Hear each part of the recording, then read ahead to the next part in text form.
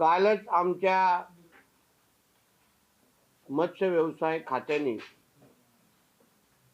एक महत्त्वाचं परिपत्रक जारी केलेलं आहे। आमचे आयुक्त मत्स्य व्यवसाय यांच्या माध्यमातून 24/7/2025 ला हे परिपत्रक आपल्या महाराष्ट्राच्या दृष्टिकोनातून आणि महाराष्ट्रामध्ये होणाऱ्या मत्स्य व्यवसायाच्या दृष्टिकोनातून अतिशय महत्त्वाचं असं परिपत्रक आम्ही जाहीर केलेलं आहे। मोठ्या प्रमाणामध्ये आपल्या महाराष्ट्रामध्ये जे मत्स्य खाद्य फिश मिल ज्याला आपण म्हणतो, आपण उदाहरण कुठल्याही तलावामध्ये बटुकली मासे सोडले त्यांना लागणारं जे खाद्य आहे ते मोठ्या प्रमाणामध्ये राज्याबाहेरील काही कंपन्यांकडून आजच्या घडीला आयात केलं जात होतं। उदाहरण आंध्र प्रदेश असो, उदाहरण बेंगाल असो, तिथून मोठ्या प्रमाणामध्ये आयात केलं जात होतं। त्याच्यामुळे मोठ्या प्रमाणामध्ये आपल्या राज्यामध्ये असलेले जे मत्स्य खाद्य निर्माण करणाऱ्या ज्या कंपन्या होत्या, ज्या महाराष्ट्राच्या पातळीवर काम करणाऱ्या ज्या कंपन्या होत्या, त्यांच्यावर अन्यायही व्हायचा। त्यांचा जो उत्पादन होतं ते उत्पादन केल्यानंतर पण त्याला चांगल्या पद्धतीने गिऱ्हाईक किंवा चांगल्या पद्धतीने विकले जात नव्हतं। आणि म्हणून मोठ्या प्रमाणामध्ये महाराष्ट्रातल्या असलेल्या ह्या अशा ज्या कंपन्या होत्या त्यांना कधी कधी उपासमारीची वेळ असो किंवा मोठ्या प्रमाणामध्ये तोट्यात जायचे। आमच्या ह्या एका परिपत्रकामुळे आता महाराष्ट्रातल्या असलेल्या ह्या ज्या मत्स्य खाद्य सप्लाय करणाऱ्या ज्या कंपन्या आहेत, जे उद्योग आहेत, त्यांना मोठ्या प्रमाणामध्ये दालनं उघडे होतील। खऱ्या अर्थाने त्यांना ताकद उभी राहील। ज्यांना कोणाला मत्स्य खाद्य घ्यायचं आहे त्यांचं पहिलं प्राधान्य ह्या महाराष्ट्राच्या कंपन्या असतील। आणि म्हणून ह्या पद्धतीच्या परिपत्रकामुळे एका बाजूला आमच्या स्थानिक मत्स्य खाद्य उत्पादन करणाऱ्या कंपन्यांचा फायदा होणारच, रोजगाराचाही मोठ्या प्रमाणामध्ये फायदा होईल। कारण का त्यामुळे आता महाराष्ट्रातले मोठ्या प्रमाणात अशा कंपन्या निर्माण होण्याची सुरुवात होईल, त्यांना चालना भेटेल। त्यानिमित्ताने महाराष्ट्रातल्या तरुणींना नोकऱ्या भेटतील। आणि आपल्या महाराष्ट्रामध्ये अशा ह्या बाहेरच्या कंपन्यांची जी एक मोठी लॉबी होती,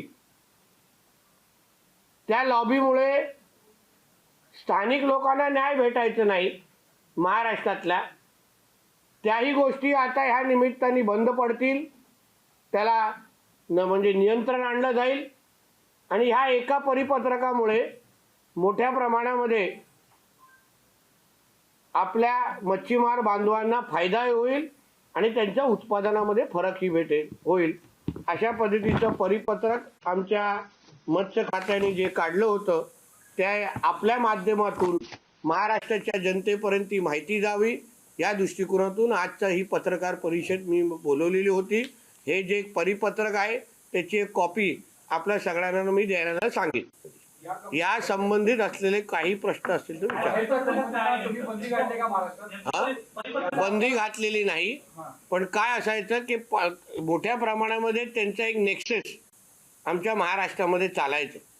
आता आम्ही प्राधान्यक्रमच ठरवलं की ह्याच कंपन्यांकडून तुम्ही घ्यायचं आणि त्याच्यामुळे सरकारची बॅकिंग आता आमच्या महाराष्ट्रातल्या कंपन्यांच्या मागे उभी राहिल्या असल्यामुळे माझा विश्वास आहे की मोठ्या प्रमाणामध्ये आमच्या कंपन्यांवर विश्वास वाढेल।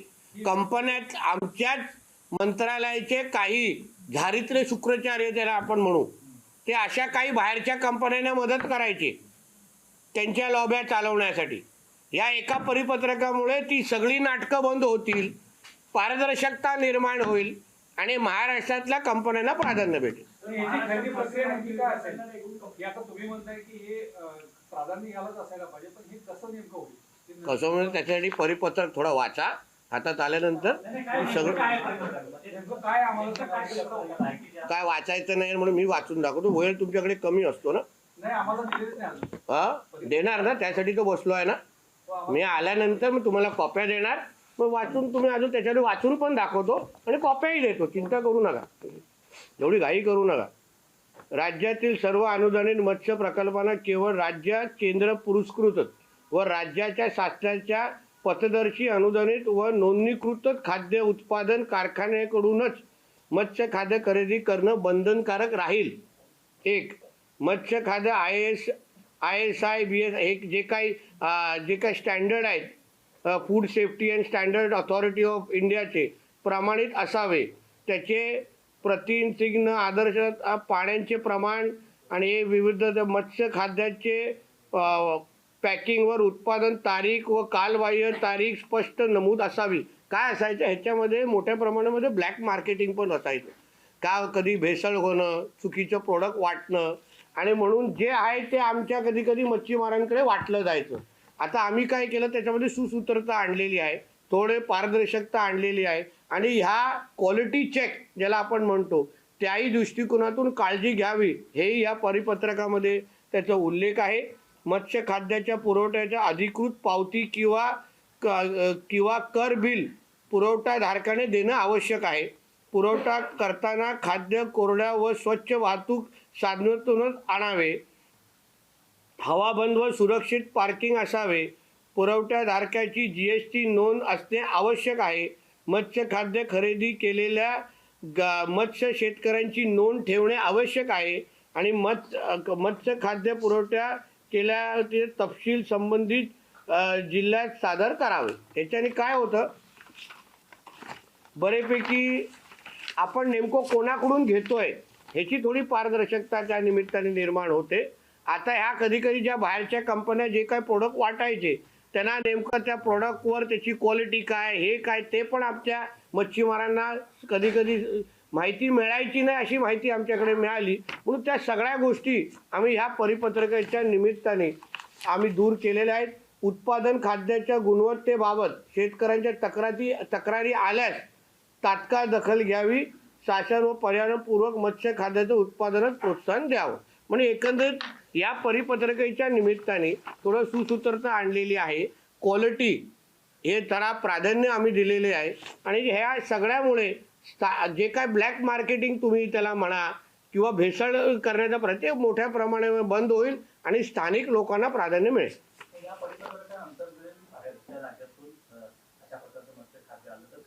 आमचं लक्ष राहील त्या गोष्टीवर. कारवाईपेक्षा अशा हे काढल्यानंतर पण अगर कोणी त्या निमित्ताने अगर परिपत्रक आलं म्हणजे आता अधिकृत झालेलं आहे, त्यानंतर असं कोणीतरी नियमबाह्य गोष्टी करायला सुरुवात केली तर कारवाई करण्याचे आमच्याकडे फाईन मारण्याचे आहेत, विविध केसेस टाकण्याची प्रक्रिया आहेत. आम्ही त्या गोष्टी करू.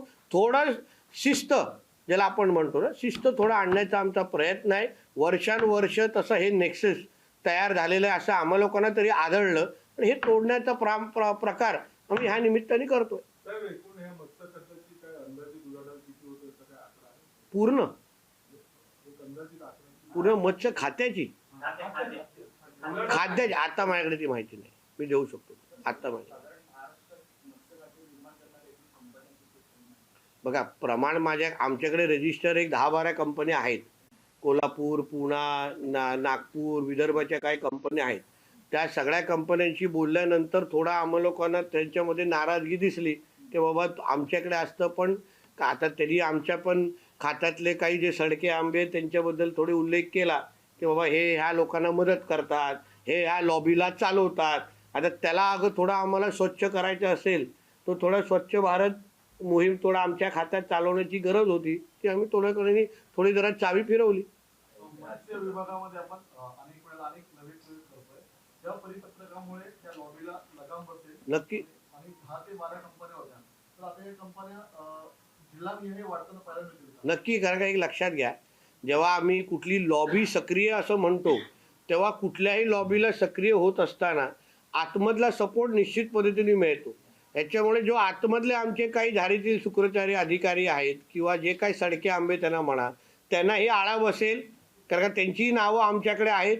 प्लस अशा काही ज्या कंपनी आहेत ज्या एकदम म्हणजे निकृष्ट दर्जाचं खाद्य देतात, पण शेवटी अधिकारी कधी कधी त्या लोकांना म्हणजे त्यांच्या बाजूनी उभं राहतात म्हणून त्यांचा धंदा वाढतो आणि स्थानिक लोकांना त्याचं नुकसान होतं. ह्याच्यामुळे काय होईल, लोकल मार्केटला प्रोत्साहन भेटेल. जे स्थानिक जे उत्पादन करणारे आहेत त्यांना प्रोत्साहन भेटेल की नाही तुम्ही करा, सरकार आता तुमच्या बाजूनी आहे आणि चांगला तुम्ही प्रॉडक्ट दिलात तर तुमचं उत्पादन वाढेल. अशा पद्धतीच्या ह्या परिपत्रकाचा इमिजिएट इफेक्ट तुम्हाला मार्केटमध्ये दिसणार. आपलं खातं हे सेंट्रलशी अनेक गोष्टी जोडल्या गेलेल्या असतात. अधिकारी वर्ग अनेक वेळेला आपल्या खात्यासंदर्भात सेंट्रलच्या गोष्टी दाखवत असतात कंपन्यांसंदर्भात. तर हे जे काही अधिकारी आहेत त्या अधिकाऱ्यांची नावं तुम्हाला समोर आलेली आहेत, तर या अधिकाऱ्यांवरती येणाऱ्या काळात कारवाई नंतर पाहायला आता बदल्यांमध्ये थोडं त्याची तुम्ही थोडी झलक दाखवलेली आहे. काही लोक वर्षानुवर्षे एकीकडेच बसलेले होते, त्यांना थोडं जरा हलवून दुसरीकडे टाकलेले आहेत. काही लोक अशा पद्धतीचा म्हणजे राज्याविरोधी भूमिका ज्याला आपण म्हणतो ते घेताना आपल्याला त्याच्यामुळे उत्पादनामध्ये आम्हाला फरक दिसत होता. त्या लोकांना थोडा आम्ही लोकांनी आमच्या पद्धतीने शासन देण्याचा प्रयत्न केला आहे. प्रयत्न एवढंच आहे की ह्या मत्स्य खात्यामध्ये पारदर्शकता यावी, लोक आमचं उत्पादन वाढावं, स्थानिक उत्पादकांना खऱ्या अर्थाने वाव मिळावी, ताकद मिळावी, या दृष्टिकोनातून हे आमचे प्रयत्न चालू आहेत. देवेंद्र फडणवीस यांनी मेक इन महाराष्ट्राची जी कन्सेप्ट आणलेली होती ती डेव्हलप करताना मात्र प्राइस मॅच याच्यामध्ये करता येणार आहे का, की ते महाग पडू शकतं? बघा, एक चांगला प्रश्न तुम्ही विचार. शेवटी बघा, हे स्पर्धेचं युग आहे. स्पर्धेच्या युगामध्ये आमच्या महाराष्ट्रातल्या कंपन्यांना अगर उतरायचं असेल तर त्यांनी स्पर्धात्मक पद्धतीने हे जे काय आंध्र प्रदेशच्या कंपन्या असो, वेस्ट बेंगॉलच्या कंपन्या, त्यांच्यावर स्पर्धात्मक पद्धतीने उतरवण्याची तयारी असली पाहिजे. मग त्यांची कदाचित क्वालिटी कमी असेल पण त्याचा प्राईस पण कमी असतो या बाहेरच्या कंपन्यांचा. मग आपल्या कंपन्यांना अगर त्याच पद्धतीने अगर उतरायचं असेल तर त्यांनी क्वालिटी पण चांगली द्यावी आणि प्राईजवर पण त्यांनी नियंत्रण आणण्याची गरज आहे. म्हणून ह्या दोन्ही विषयावर अगर आमच्या राज्यातले जे खाद्य उत्पादन करणाऱ्या कंपन्यांनी विचार केला तर आम्ही सरकार म्हणून आता आम्ही पहिलं पाऊल टाकलेलं आहे. आता 4 पावलं त्यांनी टाकावी. मुख्यमंत्र्यांच्या दिल्ली दौऱ्यानंतर संजय राऊतांनी आज प्रेसमध्ये असं म्हणता येईल की 4 लोकांची नावं जाहीर केली. 4 मंत्र्यांची. एवढे वाईट दिवस आले आमच्या पत्रकार बंधूंचे की सामनातून बातम्या तयार करायला लागत आहेत. एवढे वाईट दिवस आलेत. अहो, ज्यांना संजय राजाराम राऊत गेल्या कित्येक वर्षापासून बोलतायत की पहिलं आमचं शिंदे साहेबांचं सरकारच्या किती तारखा आल्या, कुठलंही खरं ठरलं नाही. आता त्यांच्या नवीन भविष्यवाणी येतात. म्हणजे आपल्या लोकांचे काही चॅनल्स, सगळे नाही, काही लोकांनी फार अतिशय चांगल्या पद्धतीने पण काही चॅनलचे तर एवढ्या कंटेंटचा प्रॉब्लेम झालाय की संजय राजाराम राऊतच्या बातम्या चालवायला लागत आहेत. अहो, त्यांचे शिवसैनिक त्यांचे सामना उभाटावाले सामना वाचायचं बंद केलेले आहेत, पण आमचे काही चॅनल मोठं करतायत. काही चॅनल एवढे वाईट दिवस पत्रकारांवर येऊ नये एवढंच आमच्या रामेश्वरकडे अपेक्षा आहे. सर, एरे एरे पैसा हा मराठी सिनेमा आहे, पण त्याला स्क्रीनिंग मिळत नाही. एका हिंदी चित्रपटासाठी मराठी चित्रपटाला स्क्रीनिंग मिळत नाही, त्यामुळे मुंबईत पुन्हा एकदा मराठी विरुद्ध हिंदी अशी तक्रार अगर आली तर सरकारमध्ये आम्ही लोक बसलेलो आहे, त्याच्या डिस्ट्रीब्युटरशी आम्ही मदत करू ना. त्यांना तुमच्याकडे बातम्या देण्यापेक्षा सरकारमध्ये बसलेल्या आमच्या लोकांशी अगर संपर्क केला ना, आम्ही मदत करायला तयार आहे. आम्ही बोलतो डिस्ट्रीब्युटरला, चला यांना कोणा स्क्रीन द्या. आज JNU मध्ये मुख्यमंत्र्यांच्या विरोधात घोषणाबाजी झाली आहे. अहो, ते डाव्या विचाराच्या सरणीचे ते सगळे मुलं त्यांना दुसरं बिनकामाची लोक आहेत. त्यांना काम काय दुसरं, काम काय दुसरं? छत्रपती शिवरायांच्या कार्यक्रमाला आणि अशा पद्धतीने त्यांना कामच ते आहे. पगारच त्यांना त्याच्यासाठी भेटतो. सर, पंतप्रधान नरेंद्र मोदींनी आज जेवढा कार्यकाळ पूर्ण केलेला आहे त्यामध्ये इंदिरा गांधींना आता त्यांनी मागे टाकलेलं आहे आणि नेहरूंपर्यंत पोहोचलेले आहे. बरीच चर्चा सुरू झालेली आहे. कशा प्रकारे फक्त या कार्यकाळात आदरणीय पंतप्रधानांनी असंख्य आता वर्ल्ड रेकॉर्ड तोडत ते पुढे चाललेले आहेत. म्हणजे जागतिक विक्रम ज्याला आपण म्हणतो. आणि म्हणून आपल्या पूर्ण युगातला सर्वात यशस्वी पंतप्रधान यांची नोंद म्हणून आदरणीय नरेंद्र मोदीजींचं नाव आता नोंदवलं जाणार आहे. म्हणून अजून खूप रेकॉर्ड तोडायचे आहेत. टप्प्याटप्प्याने सगळे तुटले जातील. हिंदी मराठी वाद सुरू असताना अलीगढ मुस्लिम विद्यापीठामध्ये लोकांना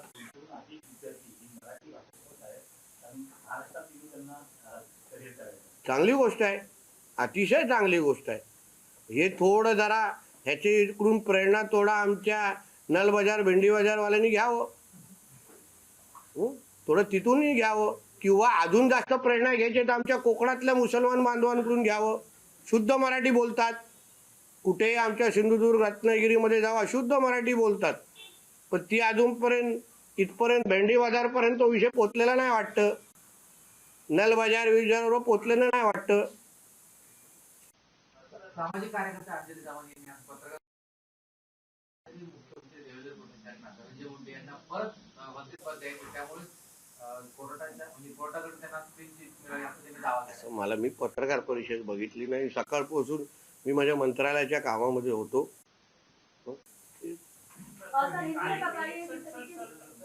काल एक दिल्लीमध्ये बैठक झाली, मोहन भागवत यांनी एक बैठक घेतली, त्यावरून सुद्धा टीका संजय राऊत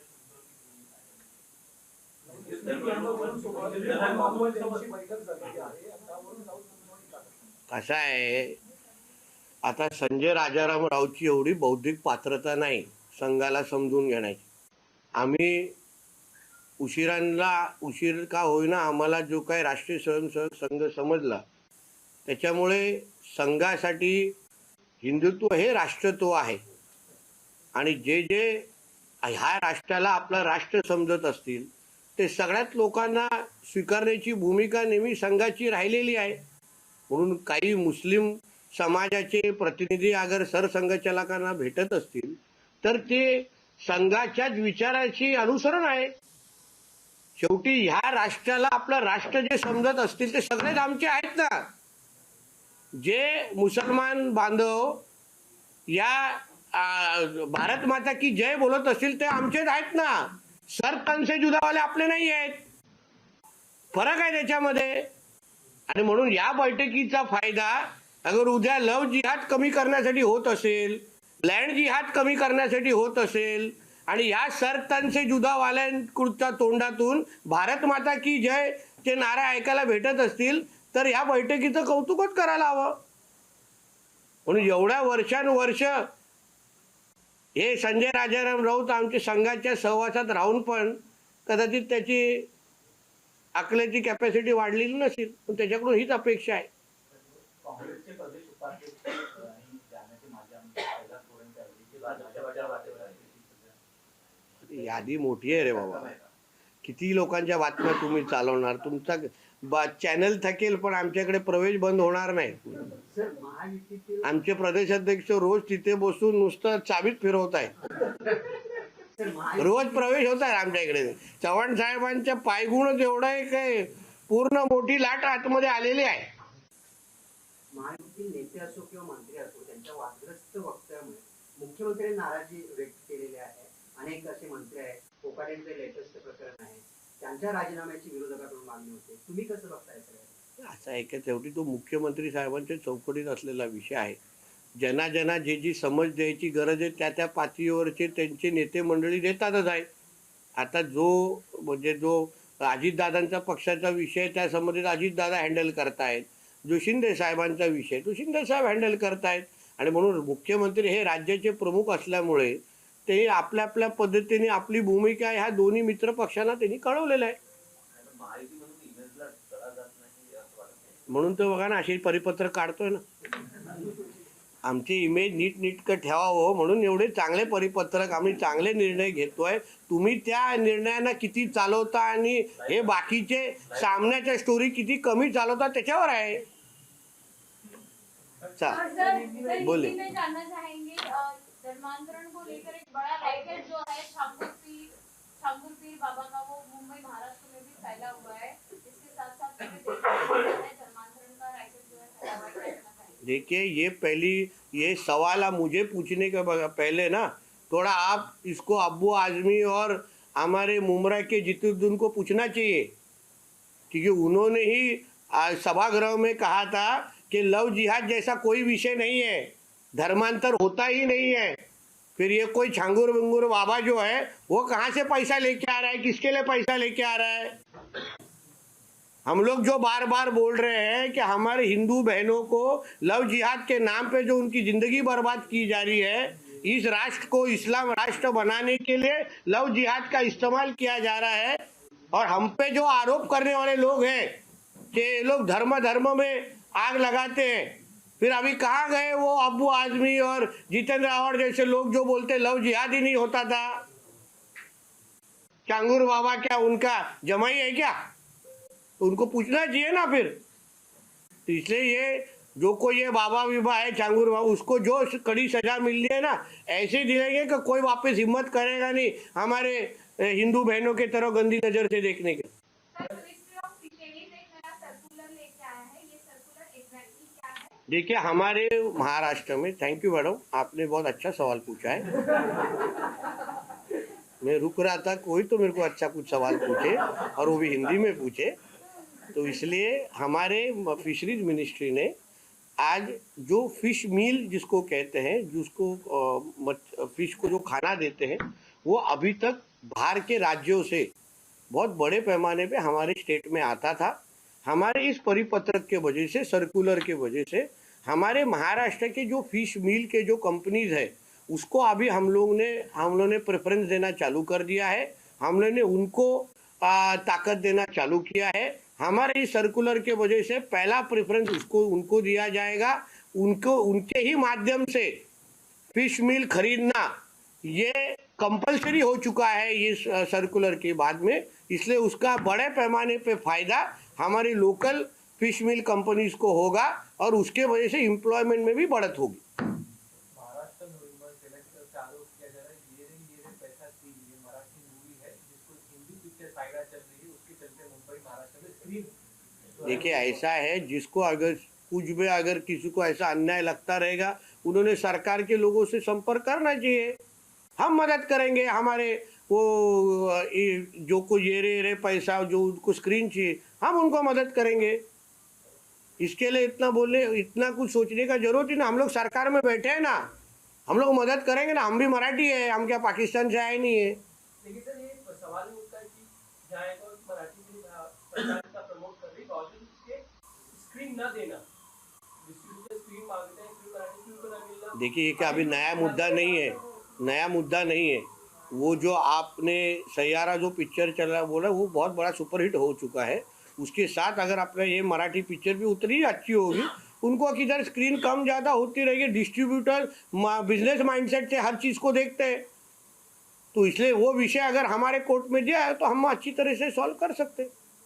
मुंबई अहमदाबाद रोड पर कुछ जो गुजराती फलक है, गुजराती बोर्ड लिखे हुए हैं होटल पे, काठियावाड़ी भोजनालय, इस तरह से, तो मंदिर के लोगों ने वहां जाके वो बोर्ड उतरवाए। देखिए मुझे इतना ही है, हिंदुओं को इस तरह से बांटने की चीज़ नहीं होनी चाहिए। मैं बार बार उसी मुद्दे पे बोल रहा हूँ और इसलिए मैं उसी मुद्दे पे रहूँगा कि इस तरीके से हिंदुओं को बांटने की चीज़ नहीं होनी चाहिए। महाराष्ट्र में देश में रह के उर्दू लिखने वाले लोगों को अगर कोई रोकने की हिम्मत दिखाएगा ना, तो फिर सत्कार करने का वक्त आ जाएगा। इसलिए हिंदुओं को बांट के अगर कोई अपना कॉलर टाइट करता रहेगा ना, तो उसको कोई बड़ी बात नहीं मानूंगा। वो अपने हिंदुत्व के खिलाफ की बात है। वैभववाडी सिंधुदुर्ग में डेफिनेटली ऐसे बहुत सारे प्रकल्प हम लोग हमारे सिंधुदुर्ग कोकण में लेके आ रहे हैं। ये फर्स्ट ग्लास ब्रिज या स्काईवॉक जो हमारे महाराष्ट्र में पहला है और हमारे देश में तीसरा है, और भी 2 राज्यों में है, मगर हमारे महाराष्ट्र में पहला है, जो हमारे वैभववाडी सिंधुदुर्ग में अभी लोगों के लिए शुरू हो चुका है। आपको सबको इनवाइट करूंगा, आप जरूर उस पर जाइए एक टाइम पे, मगर 25 जन ही जाइए, वरना उसके लिए मेरे को अलग प्रेस कॉन्फ्रेन्स लेनी पडेल। हो त्याच्यामध्ये शेर्पे, नापणे आणि नादवणे हे तिन्ही गावासाठी, त्या तिन्ही गावाच्या ग्रामपंचायतींनी एकत्र येऊन तो ब्रिज तयार केलेला आहे। आणि म्हणून बोलायचं असेल तर ह्या तिन्ही गावांचं नाव आपण एकत्र घ्यायलाच लागतं, नाहीतर आमच्यासारख्या लोकप्रतिनिधींना फार अडचण होईल।